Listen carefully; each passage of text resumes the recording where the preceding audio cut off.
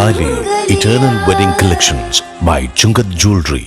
ഇതെല്ലാം എന്റെ കല്യാണത്തിന് വാങ്ങിയതാ. വാവ്, ഇതെവിടുന്നാ? MV Chacko golden diamonds Angamaly. Operation Toofan പദ്ധതിയുമായി ആലുവ MLA അൻവർ സാദത്തും റൂറൽ ജില്ലാ പോലീസ് മേധാവി KS സുദർശനും നേരിട്ട് രാത്രികാല പരിശോധനയ്ക്ക് ഇറങ്ങി. 10 മണിക്ക് ആരംഭിച്ച പരിശോധന പുലർച്ചെ വരെ നീണ്ടുനിന്നു. ഓപ്പറേഷൻ തൂഫാൻ പദ്ധതിയുമായി ആലുവ MLA അൻവർ സാദത്തും റൂറൽ ജില്ലാ പോലീസ് മേധാവി KS സുദർശനും നേരിട്ട് രാത്രികാല പരിശോധനയ്ക്ക് ഇറങ്ങി. ഇങ്ങനെ ഒരു പരിപാടി സംഘടിപ്പിച്ചിട്ടുള്ളത് കഴിഞ്ഞ ദിവസം ഈ ആലുവ നഗരത്തിലെ രാത്രികാലങ്ങളിൽ സംഭവിക്കുന്ന മറ്റ് കുറ്റകൃത്യങ്ങൾ, മറ്റ് പ്രശ്നങ്ങളൊക്കെ മനസ്സിലാക്കുന്നതിന് വേണ്ടി ഇവിടുത്തെ ജനപ്രതിനിധികളും ഇവിടുത്തെ സമൂഹത്തിലെ മറ്റ് മേഖലകളിൽ പ്രവർത്തിക്കുന്ന റെസിഡൻസ് അസോസിയേഷൻ തുടങ്ങിയിട്ടുള്ള ജനമൈത്രി അംഗങ്ങൾ, മർച്ചൻ്റ് അസോസിയേഷൻ ഇവിടെയുള്ള മുഴുവൻ ജനപ്രതിനിധികളുമായി ഒരു ചർച്ച നടത്തുകയുണ്ടായി.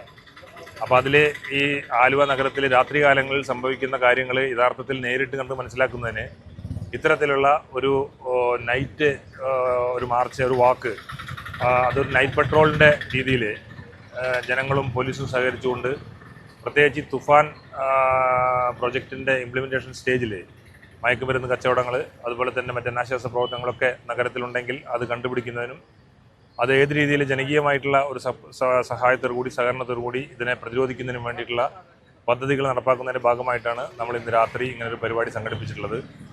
ഇത് ഏതാണ്ട് നഗരത്തിൻ്റെ പ്രധാനപ്പെട്ട സ്ഥലങ്ങൾ കവർ ചെയ്തുകൊണ്ട് ഞങ്ങൾ ഇങ്ങനെ സഞ്ചരിച്ചുകൊണ്ട് ഏതാണ്ട് 1 കിലോമീറ്റർ ദൂരം നടന്ന് ഇതിൻ്റെ കാര്യങ്ങൾ മനസ്സിലാക്കുന്ന ഒരു രീതിയാണ്. അപ്പോൾ ഈ പരിപാടിയിൽ ഇതിൻ്റെ ഉദ്ഘാടന കർമ്മം നിർവഹിക്കുന്നതിന് വേണ്ടി നമ്മുടെ പ്രിയപ്പെട്ട MLA എത്തിച്ചേർന്നിട്ടുണ്ട്.